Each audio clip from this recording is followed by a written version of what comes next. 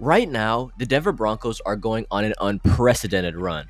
After a 70-20 loss in Week 3 versus the Miami Dolphins, many people, including myself, thought that the Russell Wilson-led team would be in the race for Caleb Williams or Drake May to be their starting quarterback of the future.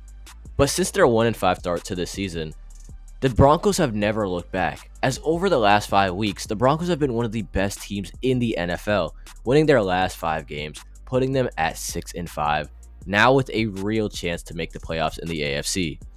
This turnaround has been completely unexpected, and the Broncos have gone from a laughingstock, with Broncos left tackle even saying, quote, Tired of losing, man. and people saying to blow it up, to now all not being lost. But the Broncos also inspired me as well. I started to think about midseason turnarounds and thought to myself, what are the greatest midseason turnarounds in NFL history?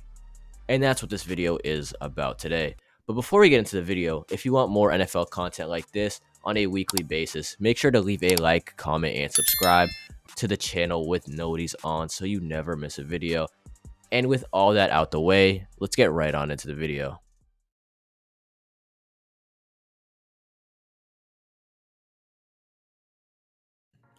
The 2016 Green Bay Packers had a very rocky start to their season, to say the very least. As after starting the season 4-2, the Packers seemed like they would have an easy road to a division title once again, like most years in Green Bay over the last 2 decades. The Packers then went on to drop 4 straight games and started that stretch off losing to the Atlanta Falcons, who in 2016 had one of the greatest offenses in NFL history. While the loss to Atlanta was something that there was no shame in taking, the Packers started to spiral after this, dropping a game to the Colts 26-31, and then took 2 terrible losses to Tennessee and Washington, losing both games by an average of more than 20 points. The Packers were 10 weeks into the season and had as many losses in their last month of play as they had wins throughout their entire season so far. And the media and fans were starting to lose hope. But everything changed as when Rodgers was asked about the Packers' struggles, he said this.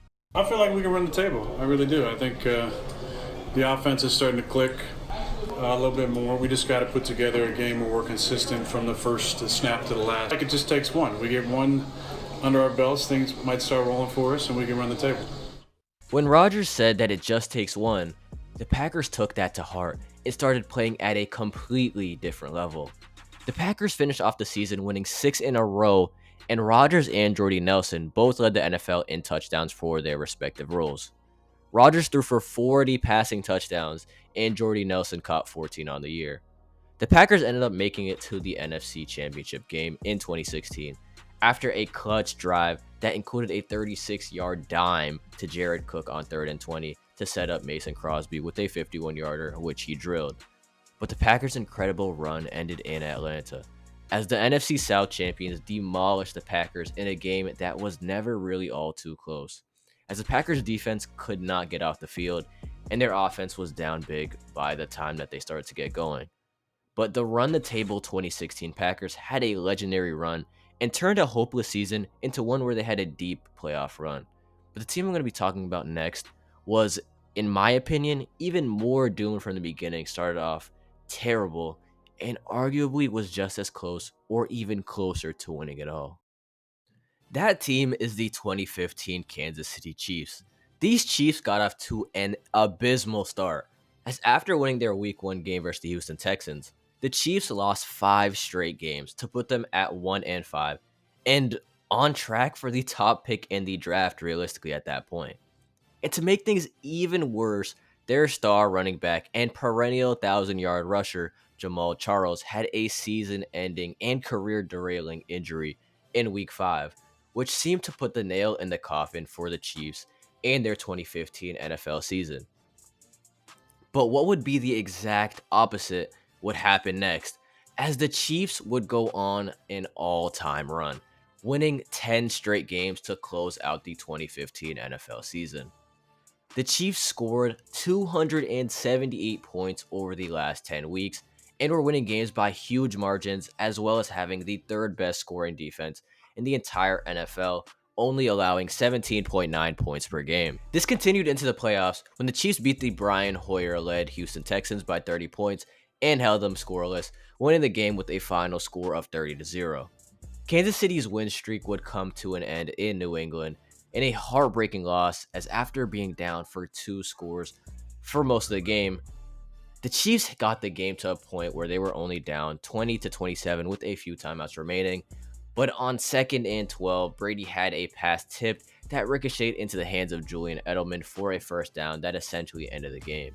If the Chiefs were able to intercept this pass, they would have been able to return it, maybe for a touchdown, or at least put themselves in position to have a drive where they could go on to tie the game or win the game. And it would be very possible that we would be talking about the 2015 Chiefs run very differently right now. But they do have Mahomes now and are in the midst of what will probably end up being a dynasty anyways. So as a fan of that team, you probably can't complain too much.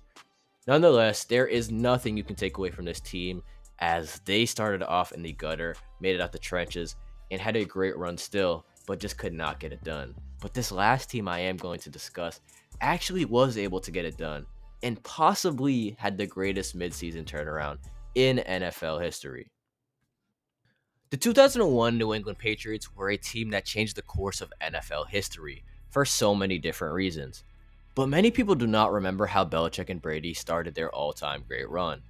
While everyone knows about Drew Bledsoe going down with an injury after a brutal hit by Jets linebacker Mo Lewis, which sidelined him for most of the year, not many people know the details. Brady came into the Jets game with only a few minutes left to go in one final drive to tie or win the game. And after the Patriots went down the field and got to about the 30-yard line, Brady put up a prayer, with David Patton coming very close to catching the tipped ball in the end zone. After this game, the Patriots started off 0-2 and were looking at a rough year seemingly, after losing their starting quarterback, who they signed to a record-breaking 10-year, $103 million deal. And he was signed all the way until the 2010 NFL season, but as we all know, this did not end up happening, as Brady and the Patriots would win in a dominant fashion in his very first NFL start versus future AFC rival and all-time great quarterback Peyton Manning and his Colts, winning the game 44-13. They would go on to finish the regular season with a 11-5 record after their 1-3 putrid start. And they did have their very first legendary playoff run, with many more to come. Brady's first playoff start might have been his most controversial, because the tuck rule game happened, and everybody knows they did not rule a fumble on the play after a pass where Brady really did fumble it, but his arm was going forward and they called an incomplete pass, even though he did tuck the ball back and he was not in a throwing motion. Regardless of the controversy of this call, they ended up beating the Raiders in OT to advance to the AFC Championship game versus the Pittsburgh Steelers. The Patriots dominated Pittsburgh for most of the game, jumping out to a 21-3 lead in the third quarter. While Pittsburgh did put up a fight, they had a drive with 2 minutes remaining to tie or take the lead, and after a late interception, the Pats would get their chance at their very first Super Bowl title.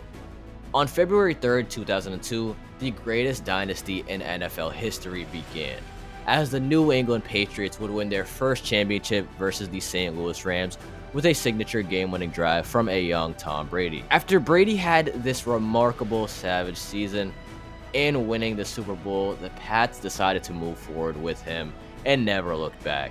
And while we may think about the rest of the Super Bowls more than the first one in New England, it was a great run and started a remarkable dynasty and a great midseason turnaround, which was probably the greatest midseason turnaround in NFL history, and started a great tenure by Belichick and Brady. Belichick still being here till this day, and regardless of how the Patriots are doing at this current moment, he is solidified as one of the greatest coaches of all time and has been doing this over the last 20, even 30 plus years with the New York Giants in the 80s.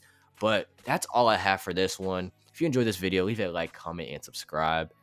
And I'm going to be delivering NFL content like this consistently to everybody who decides to subscribe and stick around for the journey. But without further ado, I'm out of here. Peace.